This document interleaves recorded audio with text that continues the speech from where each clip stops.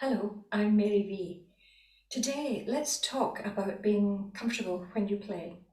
Many years ago, when I first attended Academy, Music College, my very first lesson with my teacher was a terrible shock because the first thing he did was take away my shoulder rest and and then asked me to play the Mendelssohn Violin Concerto.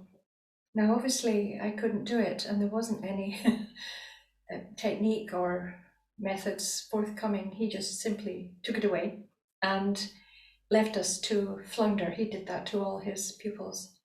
And then we were in the college orchestra with Simon Rattle, who came and what's going on? Come on, play, very passionate. And we were sitting there and we couldn't play. We just couldn't play without a shoulder rest. No one knew how to do that. It's very difficult. So that's when I became a technique geek, because I became so interested in technique, different techniques. And over the years, it's made me realize that there are many aspects of violin playing that are still very neglected now. Everyone talks about shoulder rest, and there's technical studies made. There's new shoulder rests that have come online, but the basic knowledge about how to make playing the violin comfortable is still in the dark ages. You've got to customize the accessories, which the accessories are the chin rest and the shoulder rest. Now, you might not want a shoulder rest, you might want to just use a pad or nothing at all.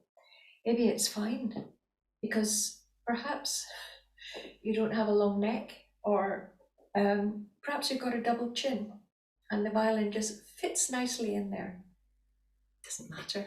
We're all different. There's no such thing as one size fits all on the violin. So pain is very widespread in the profession. It's very common to have tendonitis and all sorts of pains running up and down. And when I was younger, I, like a lot of people, believed that a certain amount of pain was inevitable and it was expected, and you just worked and ignored it and got on with it. And luckily, I didn't have any problems that stopped me playing, but I do know people who had to stop playing because of unresolved technical problems and it usually stems from the hold, how you hold the violin, it's called the setup, and the choices that you can make with your shoulder rest, your chin rest, just the whole thing.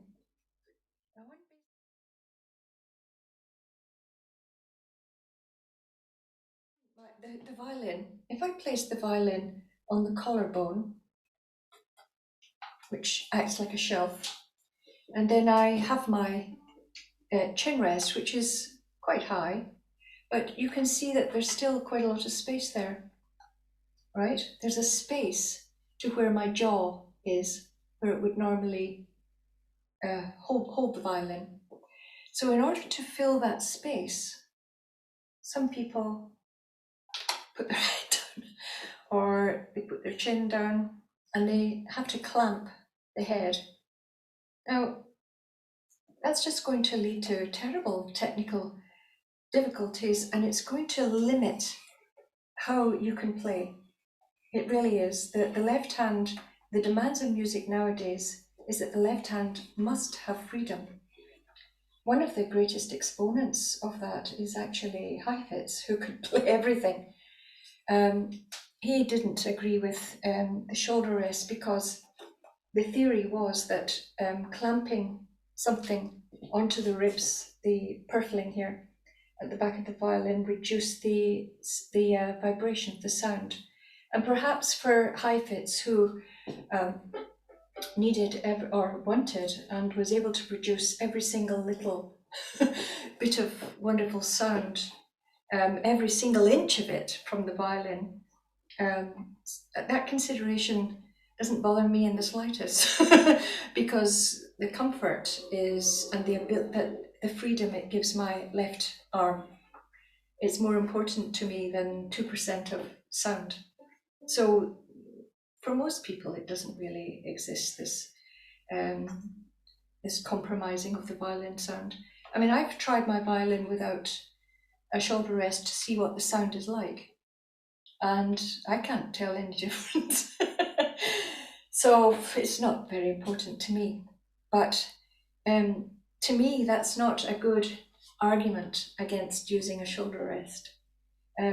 Other people say that the shoulder rest is an unnatural addition to the violin, but I've got a different take on it, because when the violin was used before in previous times, the arm was actually held against the rib cage and rested there, and the violin was held basically by the chin on the violin and pointed down the way and held by the hand, and the neck was shorter, the fingerboard was shorter, and the hand could move into positions without having to kind of shift position. It's resting against the shoulder of the violin. So the violin is made actually perfectly for that position. It's held by the hand and lightly secured by the chin on the actual violin. Probably pads were used, cloths, padding. They've always been used. And the violin has evolved as the demands of music has evolved to a more upright position, which places incredible demands on the body, especially the shoulder. So that's why Louis Spohr invented the first commercial chin rest in, I think it was 1820. And so everyone started to use a chin rest, although there are so many different kinds. You can get wooden, plastic, center position, side position. It's just endless, the choices that you have. You may have noticed I've got a little cloth here covering the metal. I'm very allergic to this metal, so I had to cover it. So I just wrap a bit of rag around it and save my neck from having allergies.